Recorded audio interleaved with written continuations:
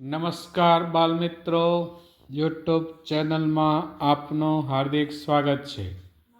આજે આપણે ભાગ નંબર 68માં દાખલા નંબર 11થી 15નું સોલ્યુશન મેળવશું। તો ચાલો આપણે શરૂ કરીએ। દાખલો નંબર 11, જેમાં આ પ્રકારેની આકૃતિ આપેલ છે। 3, 4, 25, 8, 3, 73, લુપ્ત સંખ્યા 7, 50। હવે આમાં કઈ લુપ્ત સંખ્યા છે તે આપણે શોધવાનું છે। તો તે માટે પ્રથમ આકૃતિ જોઈએ તો એમાં કયા પ્રકારની પેટર્ન એ છે તે આપણે સમજીએ। તો આપણે જોઈએ તો 3 ચોક 12, 12 દુ 24, 24 ને 1 25, 8 તેરી 24, 24 તેરી 72, 72 ને 1 73। તેવી જ રીતે અહીંયા જોઈએ તો આમ આપણે જોઈએ તો ગુણાકારને +1 કરીએ તો આપણો જવાબ મળે છે। તો કઈ સંખ્યા આવશે? તો અહીંયા એનો ઉકેલ આપણે આપેલ છે કે સૌ પ્રથમ 3 ચોક 12 એને 2 વડે ગુણાકાર એટલે 24, એમાં 1 ઉમેરીએ એટલે 25। તે જ રીતે 8 તેરી 24, 24 તેરી 72, 72 ને 1 73। તે જ પેટર્ન મુજબ આપણે આગળ જઈએ તો 7 એકા 7, અહીંયા આપણે 1 મૂકીએ, 7 7 49, 49માં 1 ઉમેરીએ એટલે 50। અહીંયા આપણે જોઈએ તો 1 1નો ઉમેરો થાય છે, ગુણાકાર અને સરવાળો આ બંને નિયમ આમાં લાગુ પડે છે। તેથી આપણો જવાબ આવશે 1। ત્યારબાદ દાખલો નંબર 12,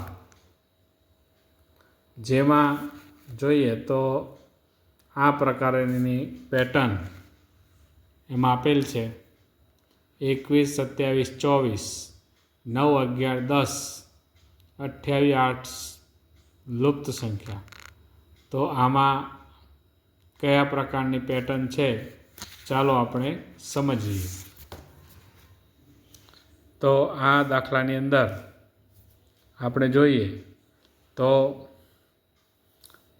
1 તેરી 3, 2 ચોક 8, 3 અઠ્ઠા 24, એટલે કે સામેની સંખ્યાનો ગુણાકાર ગુણ્યા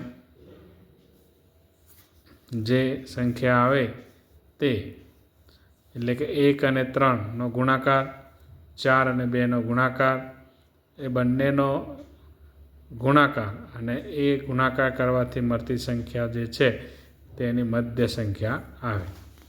તે જ પેટર્ન મુજબ આગળ જોઈએ તો 2 ચોક 8, 5 તેરી 15, 8 15, 15 અઠ્ઠા 120, તો અહીંયા 120।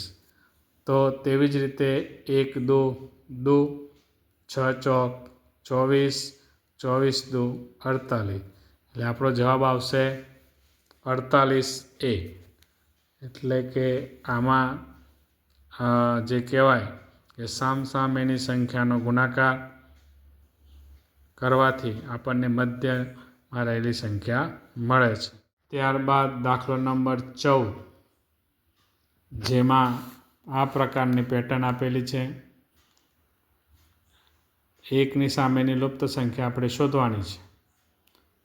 સામેની સંખ્યા જોઈએ તો 2 દુ 4, 8 64, 5 5 25, 1નો વર્ગ 1, આ જે કહેવાય એનો વર્ગ છે, 2નો વર્ગ 4, 8નો વર્ગ 64, 5નો વર્ગ 25, તો હવે 1નો વર્ગ 1 આવે। તો અહીંયા પૂર્ણ વર્ગ સંખ્યાનો નિયમ લાગુ પડે છે, જેમાં અહીંયા આપણે આપેલું છે હમણાં આપણે વાત કરી તેમ 5નો વર્ગ, 2નો વર્ગ, 8નો વર્ગ. તો હવે અહીંયા કયો આવે તો 1નો વર્ગ જવાબ આવે, એટલે આપણો જવાબ આવશે 1. ત્યારબાદ દાખલો નંબર 15, જેમાં આ પ્રકારની સંખ્યા આપેલ છે 2 4 20, 3 9 90, 1 7 લુપ્ત સંખ્યા.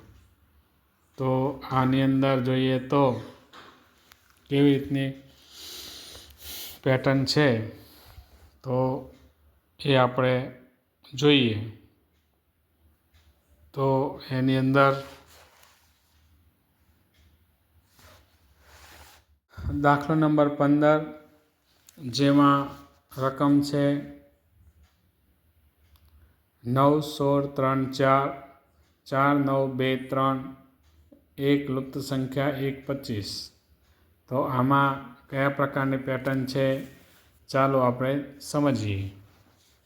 તો અહીંયા પ્રથમ આકૃતિની અંદર 3 9 4 16, એનો મતલબ 3નો વર્ગ 4નો વર્ગ, 2 4 3 9, 2નો વર્ગ 3નો વર્ગ, 1 1 25 લુપ્ત સંખ્યા, 1નો વર્ગ 1, તો 25નો વર્ગ કેટલો થશે તો 625.